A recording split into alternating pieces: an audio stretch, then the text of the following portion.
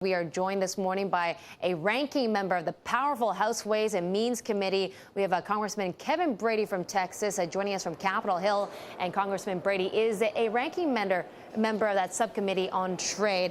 Okay, Kevin, Congressman Brady, let's talk about what's happening there in D.C. on the Chinese currency debate. First off, let me just ask you, how much do you think the yuan is undervalued? We had Paul Krugman, the Nobel laureate, saying 25%, and Senator Schumer proverbially saying that the yuan is 20% undervalued. What about you? You know, I think most estimates seem to center around that 25% figure. That at least during the panel today, there were varying rates, but in that area. Okay, in that area, so 25% or so undervalued. Let me just ask you then, do you think Washington's hands are tied? Does the U.S. Treasury at this point have to label China as a currency manipulator? Well, that's a great question. I think supporters of that say, look, call a spade. It is undervalued. It's not floating to the market supply and demand. I think supporters of that designation hope that it will spur the U.S. Trade Representative to file a case at the WTO and spur other action on behalf of the government. You know, there's others, though, and I'm one of them, that wonder if we aren't pouring gasoline on a fire. We do risk retaliation if it leads Congress to take actions such as import duties that would increase prices on our goods back here at home, risk retaliation. We're not certain what a WTO case would do, and I'm not sure it brings China to the table on eventually allowing this to float. So, yeah, the hearing today was awfully good discussion, Susan, about what the pros and cons are. Yeah. Let me ask you, Congressman Brady, some are saying that really should U.S. lawmakers be meddling in another country's domestic affairs? I mean, how would the U.S. and the government feel if China came in and told your lawmakers what you should be doing with your currency?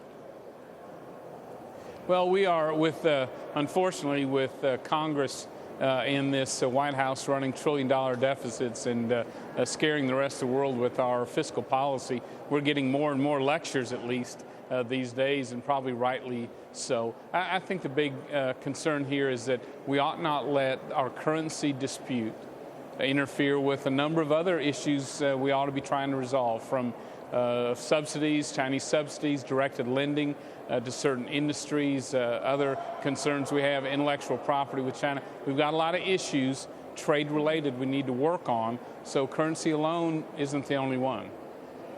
Let me ask you, Congressman Brady, do you think even if China does, say, appreciate its currency 2 to 3%, that's what it's planning to do, at least that's a consensus call on the markets, do you think that will have any impact in terms of helping trade relations between the two, between the U.S. and China?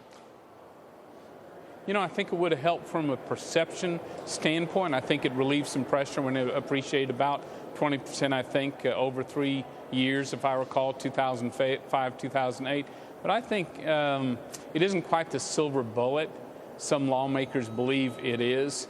Clearly, U.S. products and Chinese product don't exactly match up, so an appreciation doesn't translate automatically in more jobs or more sales from America. And also, their currency has a impact on their inputs. China obviously assembles and ships out a number of sources from other countries. So when their currency floats up, it also makes those, less expensive. So I'm not sure it has as dramatic an impact on our trade deficits as people believe.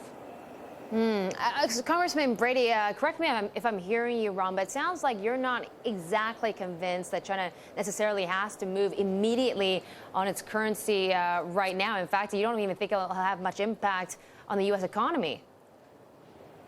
Actually, I think it would help from a political standpoint. I think it would help some from a trade standpoint. I think if it was, packaged with continued discussions on some of other disputes and issues we want to resolve both countries, then I think it would be helpful both from a trade standpoint, and the fact is status quo isn't acceptable. We do need to make some progress.